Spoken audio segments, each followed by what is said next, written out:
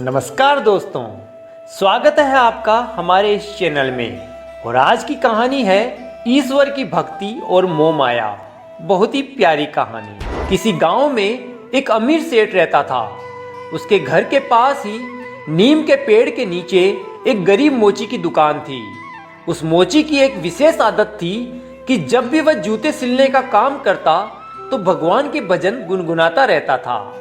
आने जाने वाले लोग उसके भजनों के कायल थे, लेकिन उस धनी सेठ ने कभी उसके भजनों की तरफ ध्यान नहीं दिया।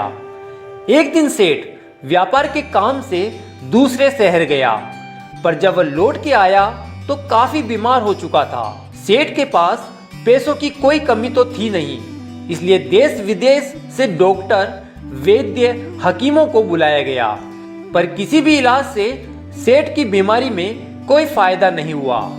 सेठ की तबीयत और भी ज्यादा बिगड़ने लगी। सेठ अब तो चलने फिरने में भी असमर्थ हो चुका था। एक दिन बिस्तर पर लेटे लेटे उसके कानों में उसी मोची के भजनों की आवाज सुनाई दी। आज पहली बार उसने मोची के भजनों को ध्यान से सुना था और उसे अंदर से बहुत ही अच्छा लगने लगा। उसके शरीर में जैसे कोई आंतरिक शक्ति आने लगी थी। उसे अपार आनंद की प्राप्ति हुई। कुछ दिनों तक यही सिलसिला चलता रहा। अब धीरे धीरे सेठ के स्वास्थ्य में सुधार आने लगा। वो तो अपनी बीमारी को भूलकर बाहर आकर उस मोची को देखने लगा। सेठ के घरवाले ये सब देखकर हैरान थे। वो सेठ भी खुद को अब स्वस्थ महसूस कर रहा था। वो जान चुका था कि उस गरीब मोची के भजनों से ही उसकी तबीयत सुधरी है।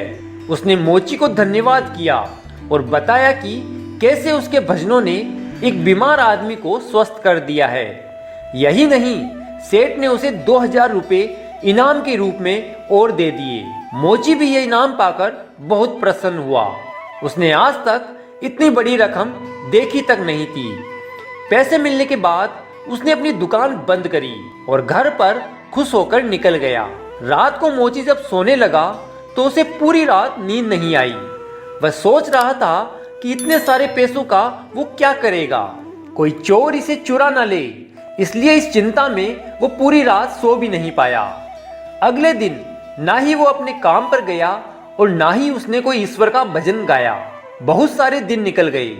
मोची ना तो वो पैसा खर्च कर पाया और ना ही सुख से अपने पल बिता पाया। सारे दिन इतने सारे पैसों की चिंता में ही उसका समय बीत जाता। अब उससे रहा नहीं गया और उसने अपने मन की आवाज सुनी। वो फिर उस सेठ के घर गया और सेठ को वे 2000 रुपए लौटाते हुए बोला, सेठ जी माफ कीजिए, मैं आपके इस इनाम को नहीं रख सकता। इस धन के कारण मेरी रातों की नींद उड़ गई है और ना ही मैं अपनी दुकान पर काम करने आ सकता हूँ। मैं तो अपने पहले वाले हाल और काम में ही खुश था। अपना काम करते करते ईश्वर के भजन गाना ही मेरी सच्ची खुशी है। इसलिए इस मोह माया रूपी धन को आप रख लीजिए और किसी जरूरतमंद की सहायता कीजिए। सेठ को मोची की बातें बहुत ज्ञान भरी लगी और सेठ ने दिल खोलकर अपने धन को समाज के जरूरतमंदों के लिए लगाना शुरू कर दिया। दोस्तों, इस कहानी से यही शिक्षा मिलती है कि जरूरत पूरी हो, धन उतना ही जरूरी है। बाकी धन तो दिखावा करने के ही काम आता है। दोस्तों, कहानी कैसी लगी कमेंट्स में जरूर बताइएगा।